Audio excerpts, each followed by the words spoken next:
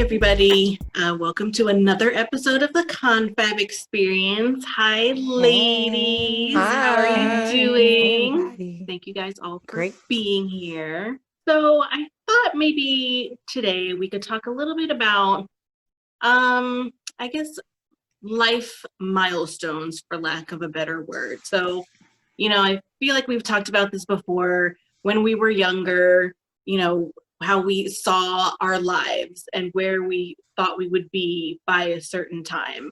And as some of us may be approaching maybe a milestone birthday in the next few years, who knows? Just, thinking about, is this, are you where you thought that you would be? Like, if you think about your 18-year-old self or even your 25-year-old self, are you close to what you imagined when you sort of hit this milestone in life? And so I guess it's like starting out, like I know friends of mine, maybe even some on this podcast, who had a plan, they were going to be married by the time they were 25 and they were going to have 2 kids by the time they were 30 and they had all these grand plans. So just what are your thoughts about where you are, how your thoughts have evolved? Stacia, I was talking about you, by the way. Okay, I was really I was like, is it me? It's you. So let me try to start then, because I probably don't even remember that person, if I were to be honest. I think in general, I'm not a planner, right? Like, you guys know me enough to know that I don't think that like Siobhan, you put lists together and things of that nature. I don't do that. I like to think I'm more of a go with the flow kind of thing. If there's one thing that I think would have happened that hasn't happened, is probably the marriage piece of it. Mm-hmm. But I would also think that maybe even my thought process of that whole dynamic has changed, because you live a little, you see people, you hear different things, and then your and you go through things, and your thought process changes a little bit. So the only thing that I really thought that I just thought, you see these ladies in these TV shows, and they're all put together and things of that nature, and it seems like it happens every single day. I still can't do that. I want to be able to do that. I thought by this age I would be able to like put it together, but it turns out I can only do it on occasion. Those occasions can come multiple times a week. But I'm still taking stuff out of my car, like shoes out of my car, being like, oh, I think this one matches. And I thought I would outgrow that stage, and it just hasn't happened. Yeah, no, I definitely was the person who thought of my life like, okay, I go from high school to college. And right out of college, I'm going to have a great job. It'll be my first real job out of college.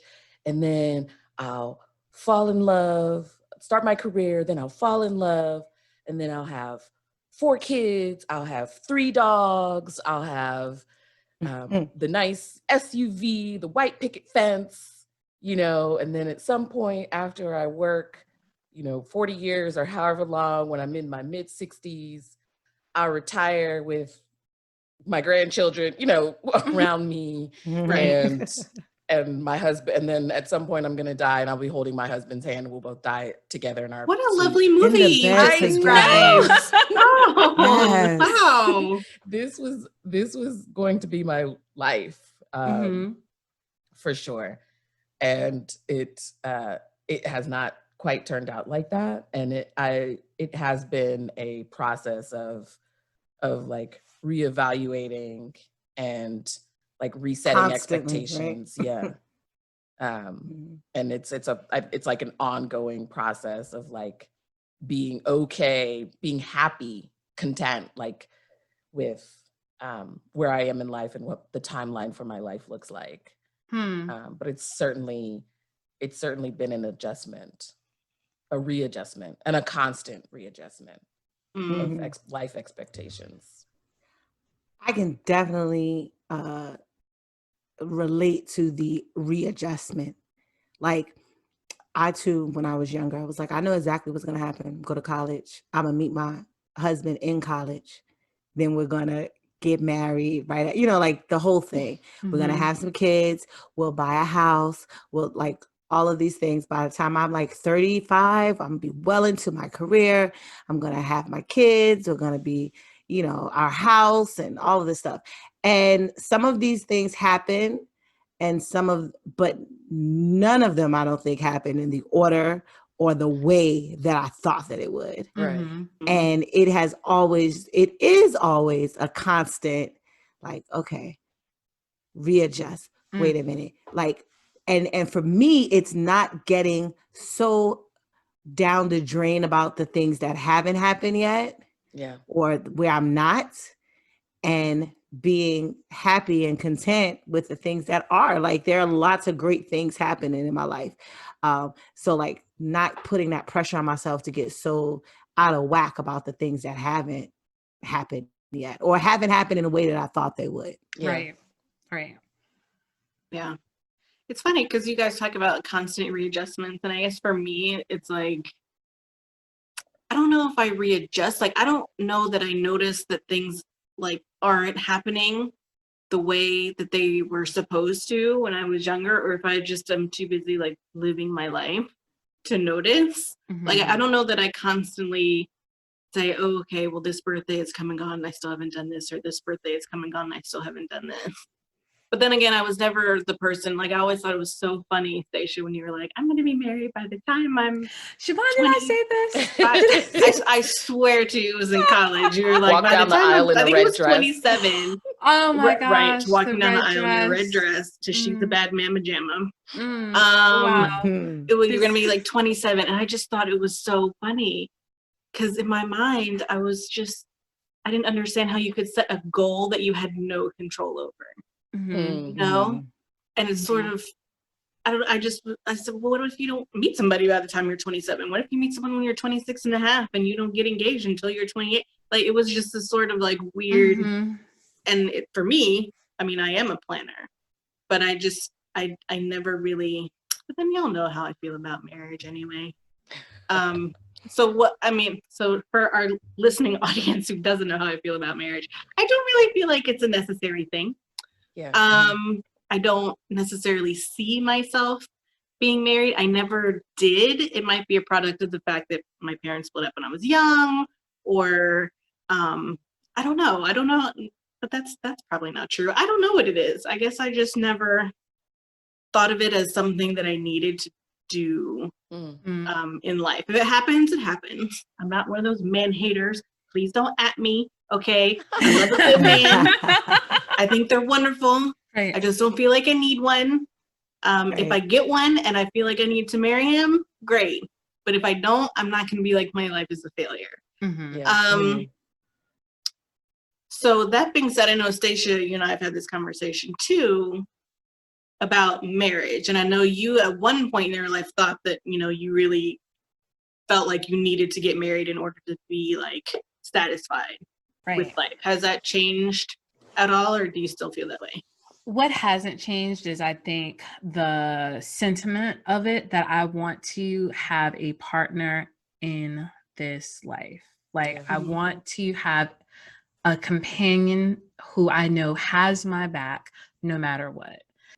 The older I get, I will say that things start to complicate a little bit about like how I start to think of things, right? So I want to say like, I'd love to get married right now or what have you, but now I think there's different criteria that come into play. Like, will it hurt me to have you attached in this way? Yeah. Self-preservation is a law of nature. I think that if you have the privilege, or I say privilege, but if you're able to marry younger, like Monique, you married younger, you marry and everything is together.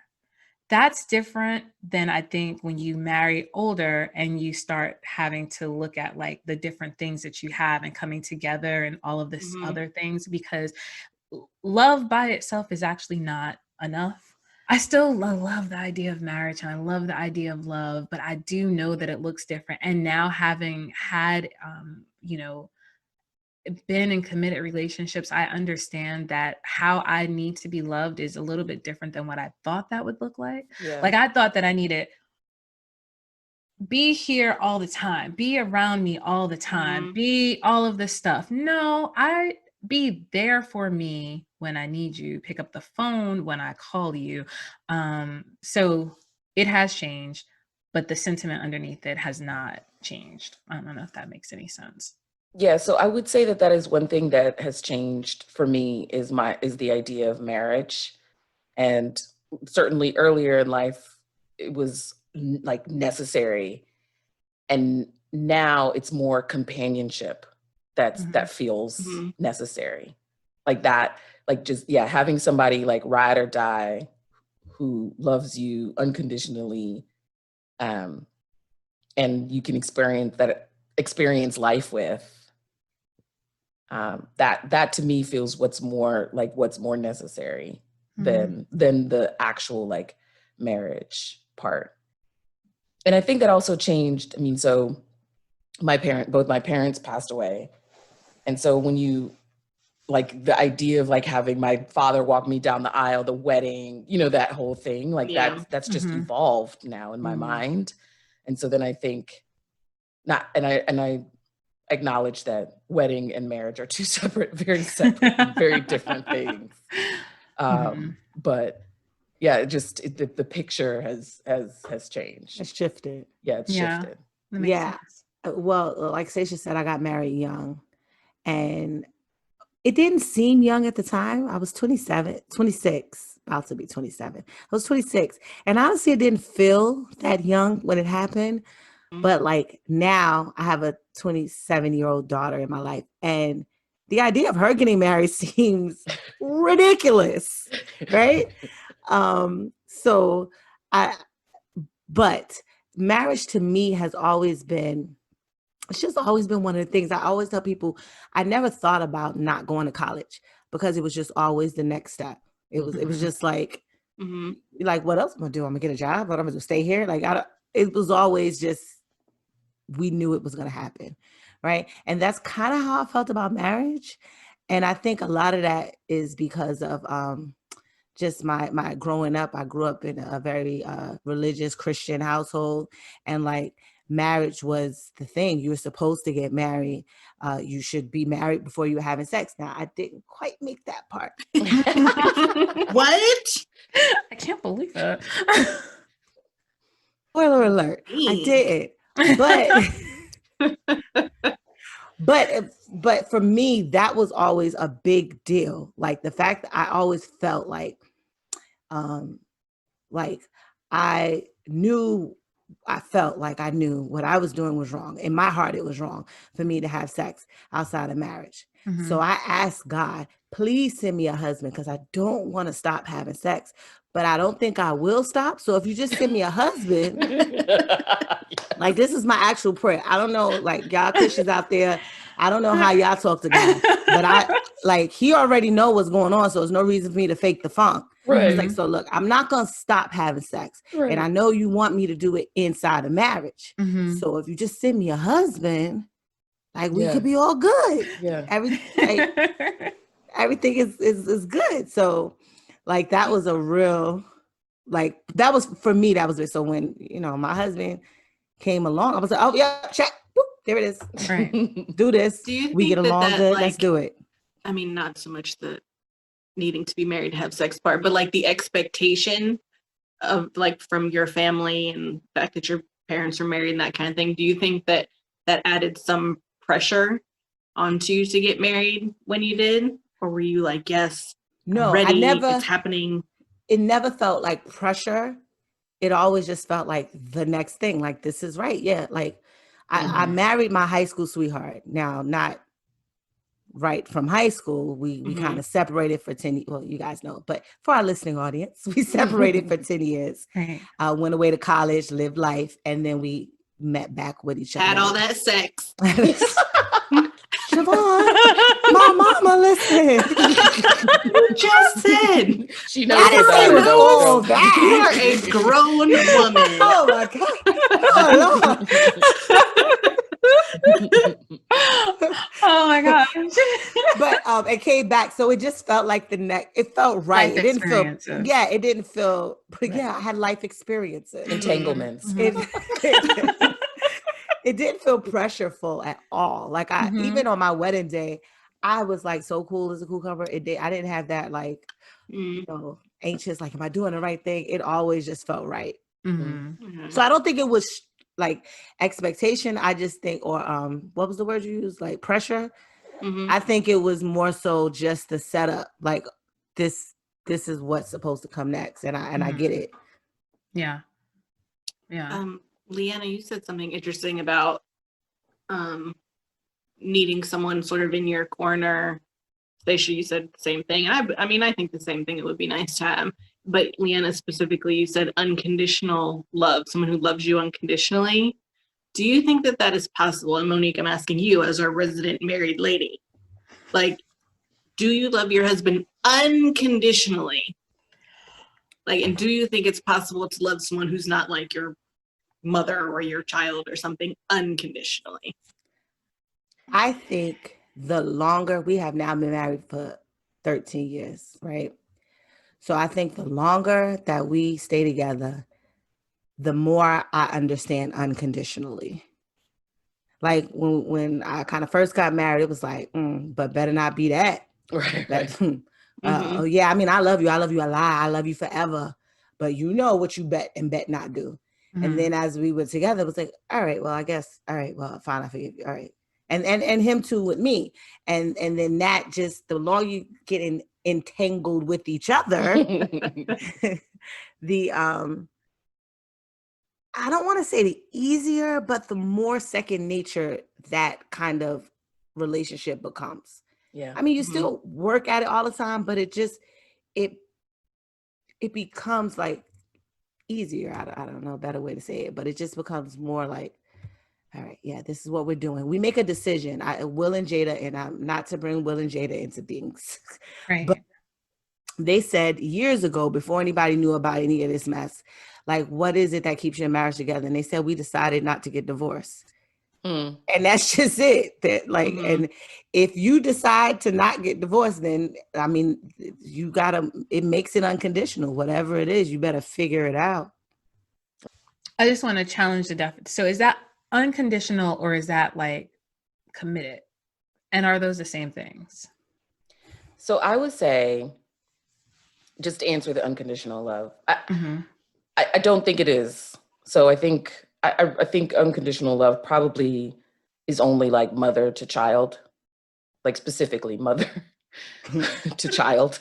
I think that might be the only relationship where unconditional love exists. So I think unconditional love is too strong for what I would, but it's more the idea of that vulnerability and openness and honesty that you get with a partner that you really can't get that with anybody else in your, life. Right. And somebody who knows you like that, and actively, Monique, to your point, accepts you, and actively forgives you and is in the shit with you.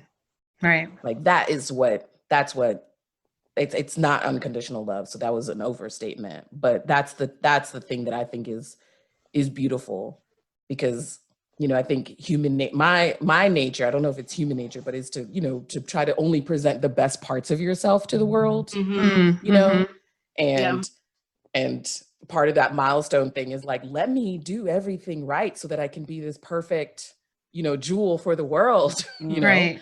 And that in my mind, the idea of a life partner, maybe husband, is that they see the the shitty part of you and still is like, yeah, let me Yeah. get you the All toilet right. tissue. Right. Like, let me go help Right. you wipe that Yeah. up, you know? This is what it Yeah. is. Yeah. Yeah. Carl's favorite thing. He got it from a movie, so I won't. You know, if anybody saw this movie, it was a movie on, I think it was on Netflix, and it was like, "I love you in spite of." So it was like listing all the things that are negative about you, Yeah. Mhm. but I love you anyway. Yeah. And like that's Mhm. whatever that really resonated with him. He loves to tell me, "I love you in spite of your whatever." Mhm. Right. But it's great that that is true, because anybody could love your good stuff, Yeah. Right. you Yeah. know. Yeah. So I guess so same type of question. So I know, I have a child, Stacia has a little one. How Leanna and Monique, like, what are your thoughts about parenting? Did you have plans to parent? Did you, how are you feeling about that these days? Yeah. That's a rough one, because I thought, again, back to the plan, we'd have we'd get married, and then 2 years after that, because you need to have some time with just the two of y'all, Right. Sure. you know, In you'd the have a plan. baby. Exactly. And then that didn't happen. And then it still didn't happen. And it still has not happened yet. And I have all kinds of feelings about that. It's not without, somebody said to me, it's not even, well, anyway, somebody said to me recently, "Oh, with this quarantine, you're going to be pregnant now." And I was like, if you think that we haven't been, Right. Right. It's not a time if you thing. think the problem is Right. that we, Weren't but- trying hard enough. right, we're not doing it enough. Miss, Oh, that's not it. I didn't even get that one. Oh gosh, Stacey. I'm so Anyway, sorry. anyway, so that hasn't happened in the way that I thought that it would. But in the meanwhile, this goes back to what I was saying earlier about things not happening in the way that you thought that it would. Mhm. So my husband and I have had several opportunities to like take in other children, and even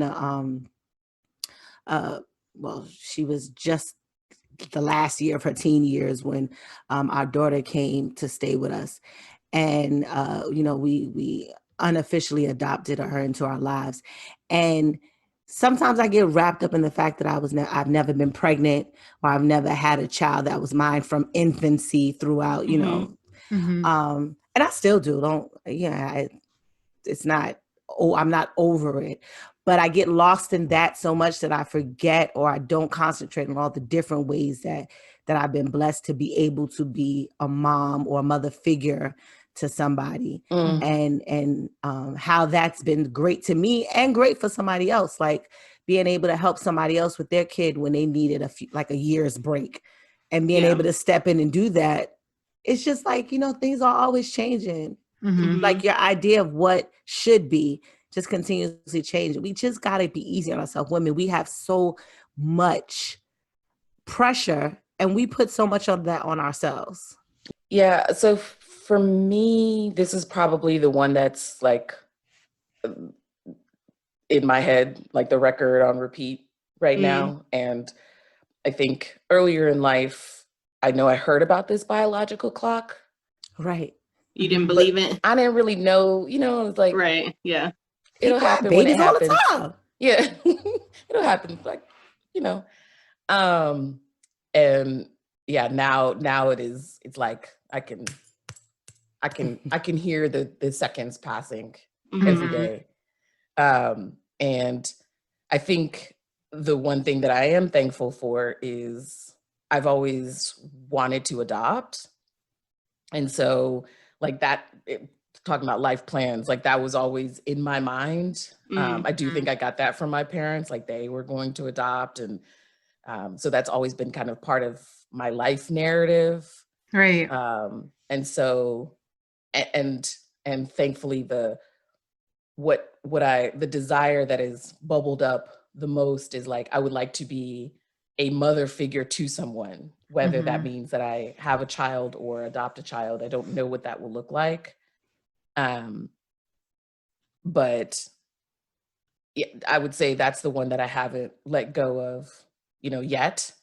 Right. And I pray that at some point I will birth a child or two.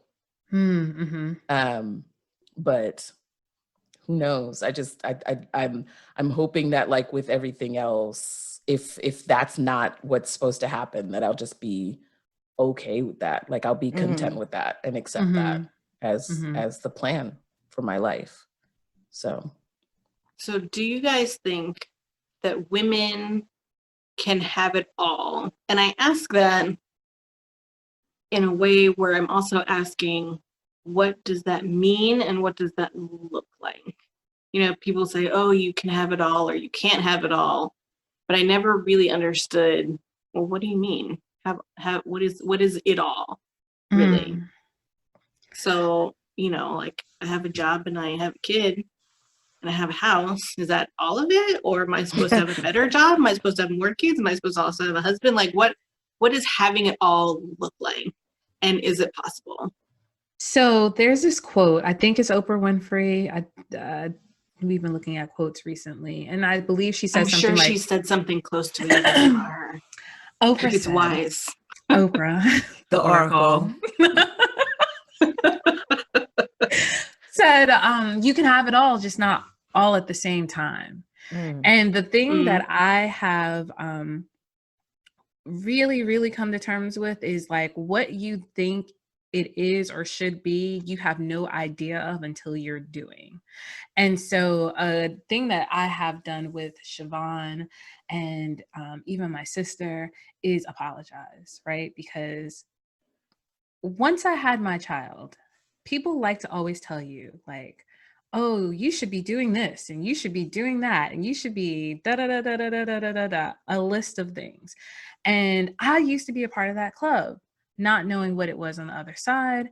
And now I know what it is. And I'm just like, oh, you have to prioritize certain things and you have to be able to give energy to, like, if you want to be in a relationship and you're not married to your child's father and it's like, oh, maybe it's time to date or maybe it's time to, you know, what have you, you need to be able to have energy to do it and to be able to do these different things.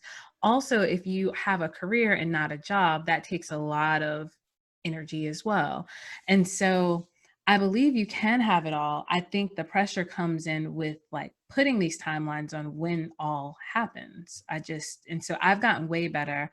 And I do credit Siobhan with a lot of this, because she has said things like she said today to all of our listeners, like, you only have control over the things you have control over. Stop trying to have control over all of these different things that you just can do nothing about. So did that answer your question? I hope. I think comparison is the thief of all joy. Oh my goodness, I love that quote. I love that quote. Comparison is the thief If of that ain't a all word. joy. So I would say just get the hell off of IG. Right. Get the hell off of Facebook. Right. Get the hell off of, you know, if it's whatever show you're watching, like, you know, whoever you need to take, I don't know, just like the idea, stop talking to people who ask you questions about whatever milestone they think that you're supposed to have hit. Like people who think it's okay to say, oh, why haven't you had any kids yet? Like, just stop. Everyone Rude. stop So doing rude. that. Yes. Rude. Please, So rude. Everybody stay stop. out of women's uteruses. Just Please. stay out. Stay out of my Please. uterus. Yeah. I think that is the way to like be happy and just be able to like turn inward and figure out what it is that having it all means to you. Because I promise you, it is not going to look like whatever thing people want to put on your life. No, it's true. And all, like, 4 women right here, it's all for the 4 of us. It's completely different for each of us. Right. So like exactly what you're saying, like that's the worst thing women do, is compare ourselves against other women, of people on TV. Like it's not realistic. And once you do exactly like you said, you find that happiness, find a thing that makes it all good for you. You'll find true joy and happiness there. Yeah. Yeah. And I like I what you said mean, about, the go ahead. Instagram and the Facebook, like staying off of that, because what I find is that like that is nothing but Front Street, and all of these pictures and all of these like, oh, the love of my life, or I just love my child and I just want to thank God for putting my child in my life. I mean, when my Meanwhile, you're child, screaming at yours in the background. exactly. When my Get out of child here. breathes, I catch their breath. Like, no, sometimes your children are jerks and it's okay to say that. Right. Yeah. I mean, it's hard though, because I know, I like Stacia, like to watch a little YouTube every now and then. And there's this one guy I follow who just turned 30, and he's, like this millionaire real estate investor guy. And he reacts to these videos about other people and how they made their money. And there are 21-year-olds out there making, $20,000 a month on YouTube, buying $1 million houses. I mean, it makes me feel a type of way. And I keep feeling I have to justify myself. But I think that then it's helpful to remember, I think what Leanna and Monique said, like what does happiness mean to you? I personally, I don't know that I need $1 million house in my life. That's great for that 21-year-old. Kudos to you. But to think about, I think we focus a little too much sometimes on what we don't have, and we don't focus enough on what we've accomplished. Yeah. Exactly. Exactly. Yeah, and I think about my mom a lot, because when she was my age, I was just talking to her the other day actually, and she was like, "What was I doing when I was your age?" She was like, "I was in grad school. I'd never really had a real job. I had 2 little kids. I was living in the Midwest. I had just gotten my first university job and was making like $24,000 a year, I think, something like that." And I look at her now, and she's retired. She's completely financially independent. She's, living her best life. She travels internationally, not at the moment, but usually every year she goes on a trip with my family, on a trip with her friends. She just like does her own thing. And so I keep having to remind myself, my mom started later than I did, with less than I did. I have now, and she's still fine. Like the way her life turned out, it'll be fine. Right. It'll be fine. It'll be fine. It'll be fine. That should just be a mantra. It'll be fine. It'll be fine. It'll be fine. It'll be Maybe fine. we'll have to get a poster that we can put on our website for It'll our be listeners. fine. Everything will be fine. Sure. Should also probably post a list of everyone who was successful after 40, who found their success after 40. No, it's true. And we get caught up in these milestones. You mentioned your mom. My mom too. Me and my mother went to college the same year. We started college the same year. Oh, wow. Because she wanted, I'm the oldest. And my mom also, my mom had me young. I had all of her kids really young. She was married young. So she stayed at home and raised us when we were, very young in elementary school. So when it was time for me to go to college, she was like, my children are not going to graduate college before me. So she and I started school the same year. I am away at school. What'd you say, Stacia? Getting life experiences. Life experiences. I said you were having all that sex. Yeah, not you. I didn't ask you to remind. But I was away at school getting life experiences. And mom was at home working, going to school full time, still had 3 other children at home and a husband. And she finished. I did it in 4 years, regular old 4 years, cool. She did it in 3. Wow. So, because it was important to her to graduate before me. Right. Wow. And then she went on and got a master's and, went into education and, she's doing her thing. But shout out to mom. Shout out to mom. Amen. But it's true, you can get caught up in where you are at the moment, but you don't have to stay there. And if you're not satisfied with what's going on in your life, if you find that this is not everything for me, this is not it all, do something to change it. Right. Yeah. If the past 3-4 months have not taught us how quickly the world can change. Hello. Oh, wow. I mean, right. It's just been a roller coaster. It's just been a roller coaster. And I think to your point, Leanna, it's like just getting good with what it is. And I have, and I think I've gotten really good. So Siobhan, like that person that you described just doesn't even seem like me today. Cause I feel like I've gotten really good with like, okay, well, this is what it is. This is where we are. This is what have you. The one that was most important to me of like, of achieving, that's not the best word. After my mom passed away, it became very important that when your parents pass, it's almost like you lose like your anchor in this world. And so I was never, I think that you guys can all say I'm not like the most maternal, maybe now a little bit more, but like it wasn't like I was liking children. I was gonna say maternal, fine. I just don't think you liked kids. Yeah, it was like they were like, they're cool. Right. Cool. Why are they talking when I'm talking? Don't they know? Like quiet. Right. Like it was a whole thing. But when she did pass, I definitely, it was the first time that I actually just kind of sat and thought to myself, oh, I want this continuation to happen. Yeah. And I became very like focused on